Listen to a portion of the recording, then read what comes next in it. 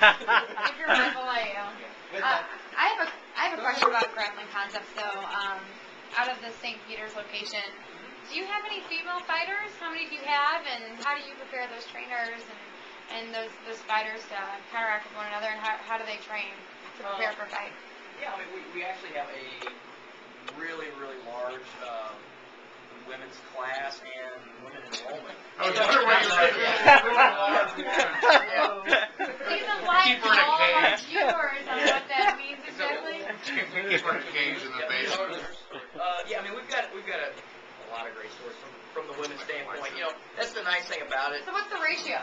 Is it maybe like a 2-to-1 thing, male to female? Or? No, it's probably more to 3-to-1, 4-to-1. If it's 2-to-1, you're going to have about 100 more students tomorrow. But I do have the best looking jiu-jitsu program in the country. I've got to think that. So you have much advertising going on then, huh? Right? Exactly. You're on I need to make a TV commercial because the guys wouldn't believe it if they saw it.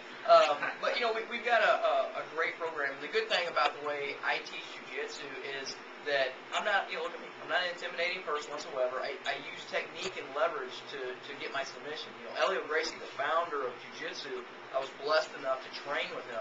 And I asked his son Horion, the guy that actually invented the UFC, I'm like, what would your father tell you? Because he never spoke English. He goes, well, there's a couple things. He goes, I always fought not to lose. I'm like, okay, all right, I understand that. You know, he constantly wanted to fight, so if he never lost, that means he would eventually win. He goes, the other thing, he goes, leverage and technique always equals my strength. And I really took that to heart. You know, training with the old man, that if I used technique and leverage, I didn't have to use my strength. So whenever I teach women, I don't care what size they are. You know, it doesn't matter if you're 100 pounds. You should be able to move a 300-pound guy off the top of you. That's why jiu-jitsu is the best self-defense martial art. And as you said, you know, you trained a guy that came in that was 150 pounds overweight, right. And he began training, and he did as he was adequately possible to do, what his physical, you know, capabilities were, and he trained a little bit different than other people, but he did what he could at his mass, and that's what you expect from your fighter. I'm ready to do it.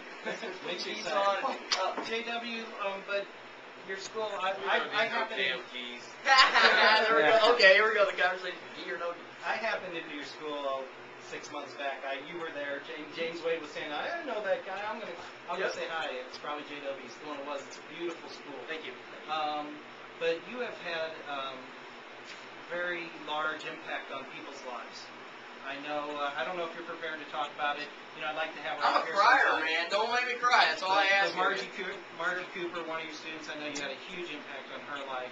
She's been on the news telling her story of what jiu-jitsu's done for her. Can you touch on it just a little bit? Yeah, I can't do the story justice, but I'll touch base on it. I'm a small piece of the Margie Cooper story. You know, there's a lot of people that should take credit for what Margie's done. Margie had a tragedy in her life that she was looking for an outlet, you know, something to maybe fill that hole, and she found martial arts. And the cool thing about it, Margie was probably 100 pounds overweight. How old was she? 42. I'm guessing. Oh my God, that's old. I'm sorry. And you know, you got to understand that Margie probably has one of the strongest hearts and minds of any woman I've ever met, and stubborn. So, you know, she started training in Taekwondo, and that led her to jiu-jitsu, kickboxing, and being a true mixed martial artist. With that, she started working out like a fiend, eating healthy, doing the things that you needed to do to be a professional fighter. So Margie really, you know, after probably a year and a half of training, had her first MMA fight. It was a huge goal for her. It was a battle of a fight. I saw that fight. That was a She war. had black eyes there. Oh my God! It was, you know, some would say that was a great fight. I wish she would have took to the ground and submitted the girl, but I it's kept okay. waiting for her. I Yeah. think she kind of wanted to go. She's probably eager. Well, you know what? Margie is one of those people that doesn't mind getting hit and then hit back harder. So I went to high school with Margie and knew her from the neighborhood growing up. yeah. Margie's always been a tough girl when it comes to that. Didn't take a lot of guff from the guys in the neighborhood, and so Margie's always had plenty of spirit and heart. You know, no doubt. that's one of the things about the academy is all the girls. We do have a girls-only class. That's what I was going to ask you.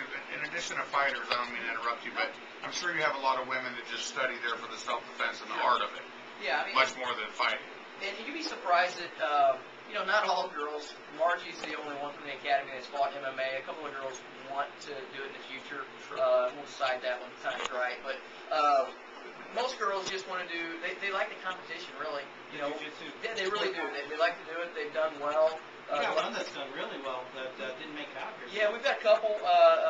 Jenna French, she's probably our number one girl fighter there, or jiu-jitsu fighter. She actually is the first girl to ever receive a blue belt underneath the academy. And just to let you guys know that the jiu-jitsu belt rankings, It's not like Taekwondo. it's not. From a standpoint, it usually takes about 2 years per belt and about 10 years to get your black belt.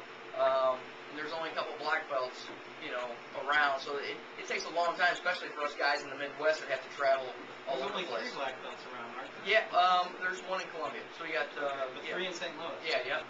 Yourself? Myself, Rodrigo Vaghi, and Mike Rogers. Congratulations to Mike on his recent black belt promotion. So Jenna was the first one to get the blue belt. Just went to the Arnold Classic, which is the biggest tournament in the Midwest, and won the advanced no-gi and blue belt division after being promoted just a couple weeks earlier. So she'll probably be a world champion. I really don't have any doubt on her mind. These guys can tell you how tough Jenna is. I mean, she's a What very weight class good is she fighting at?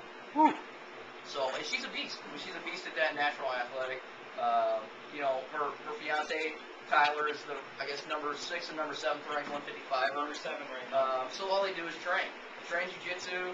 They eat healthier than any humans on the planet.